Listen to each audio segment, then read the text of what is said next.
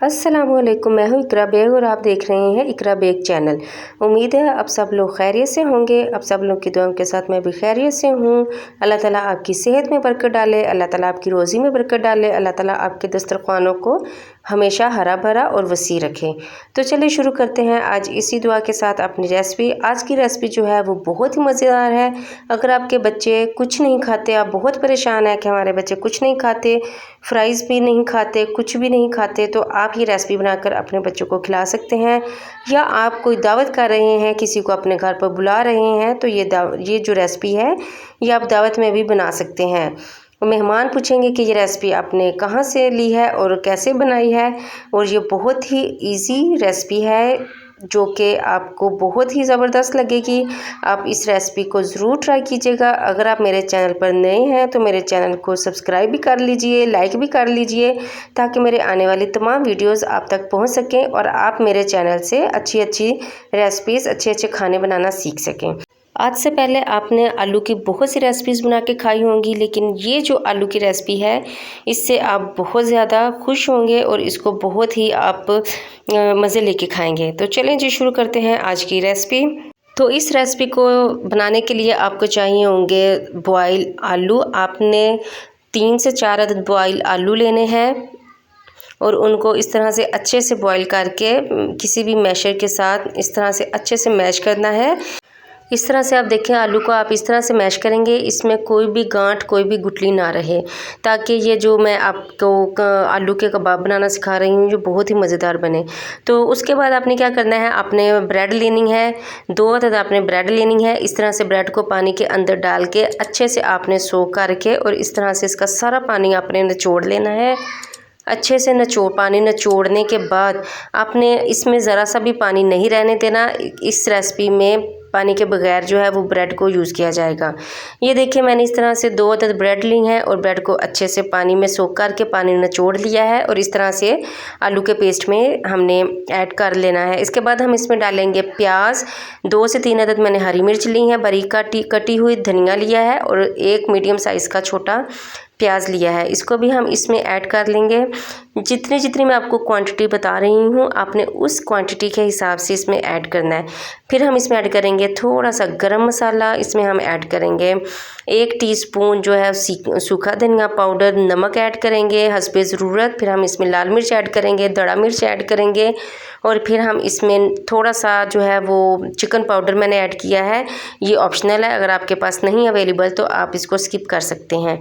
सारे मसाले जो हैं वो इसके अंदर ऐड करने के बाद इसको अच्छे तरह से इस तरह से मैश करना है, मिक्स करना है, जिस तरह से मैं कर रही हूँ। आपने बिल्कुल स्टेप बाय स्टेप ऐसे ही रेसिपी को फॉलो करना है। अगर आप बच्चों के लिए ये रेसिपी बना रहे हैं तो इसमें नमक और जो मिर्च है उसकी आप मिकदार उस हिसाब से रखेंगी, मतलब थोड़ा कम रखेंगी, क्योंकि बच्चे ज़्यादा स्पाइसी पसंद नहीं करते। लेकिन अगर आप नॉर्मल अपने लिए या किसी दावत में इस रेसिपी को यूज़ करना चाह रहे हैं तो उसमें आप उस हिसाब से नमक मिर्च ऐड करेंगे, मसाले ऐड करेंगी।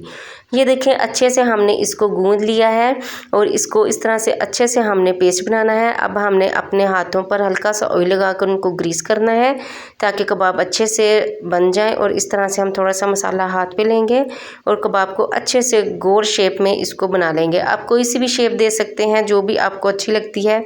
सारे मसाले के हम इसी तरह गोल कबाब बना लेंगे और इनको एक प्लेट में रखते जाएंगे।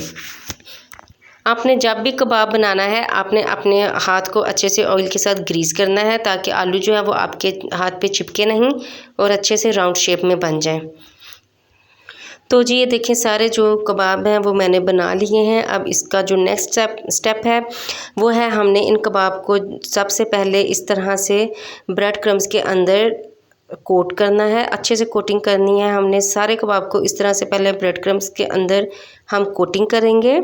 तो ये देखिए, आपके सामने मैंने सारे कबाब को अच्छे से कोटिंग कर लिया है ब्रेड क्रम्स के साथ। अब हम इसके बाद एग लेंगे, एग के अंदर इसको कोट करेंगे, फिर हम इसके साथ ब्रेड क्रम्स लगाएंगे और ये अच्छे से कोटिंग हो जाएगी।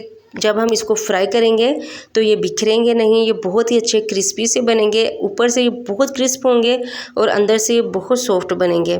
ये बहुत ही ज़बरदस्त बनेंगे। जो वेजिटेरियन है वो तो इसको ज़रूर बना के जो है वो ज़रूर टेस्ट करें ये कैसे बनते हैं। और जो नॉन वेजिटेरियन है, जो चिकन खाते हैं, मीट खाते हैं हर किस्म का, वो भी इसको ज़रूर ट्राई करें। वो मीट खाना भूल जाएंगे। ये इतने ज़बरदस्त बनते हैं। ऑयल हमारा अच्छे से गर्म हो चुका है। अब हम इन कबाब को 1 बाय 1 इस तरह ऑयल में ऐड करते जाएंगे। आपने ध्यान रखना है कि ऑयल ज़्यादा गर्म ना हो, ना ज़्यादा गर्म हो और ना ही ठंडा हो। ऑयल जो है वो हमने मीडियम नीचे फ्लेम करके उसके ऊपर गर्म करना है और फ्राई भी हमने मीडियम फ्लेम पर ही करना है, क्योंकि इसमें हर चीज़ पकी हुई है, इसलिए हमें लो फ्लेम पर इसको फ्राई करने की ज़रूरत नहीं है। हम इसको मीडियम फ्लेम पर ही फ्राई करेंगे ताकि इसका अच्छे से ऊपर से गोल्डन कलर आ जाए। 2 से 3 मिनट के बाद हम इसकी साइड चेंज कर लेंगे, क्योंकि ये पक चुके हैं एक साइड से। और इस तरह आहिस्ता आहिस्ता हम इसको इस तरह पलटेंगे। हम इसको बिल्कुल तेज़ी से नहीं पलटेंगे ताकि ये टूट ना जाए। तो ये देखें कितना अच्छा कलर आया है, सुबहान अल्लाह माशाल्लाह, इतने मज़ेदार सी खुशबू आ रही है इसकी। तो अभी दूसरे साइड से भी अच्छे से फ्राई हो चुके हैं। इनका बहुत ही ज़बरदस्त सा गोल्डन कलर आ गया है। अब हम इसको निकाल लेंगे। हम प्लेट में टिश्यू रखेंगे और उनके ऊपर इन कबाब को निकाल के रखेंगे। तो ये देखें जी, माशाल्लाह सुबहान अल्लाह, इतने ज़बरदस्त बने हैं कि आप हैरान रह जाएंगे। आप इस रेसिपी को घर में ज़रूर ट्राई कीजिएगा।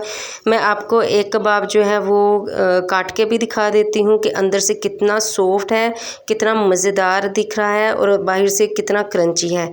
ये देखें अंदर से इस तरह से सॉफ्ट साइज़ का होगा मसाला और बाहर से बहुत क्रिस्पी है। तो आप भी इस रेसिपी को ज़रूर ट्राई कीजिएगा। इसको आप बच्चों को भी बना के खिलाइएगा, ख़ुद भी खाइएगा और इन्जॉय कीजिएगा। तो मेरे चैनल को सब्सक्राइब कर दीजिएगा। मिलते हैं आपसे नेक्स्ट रेसिपी के साथ, तब तक के लिए अल्लाह हाफिज़।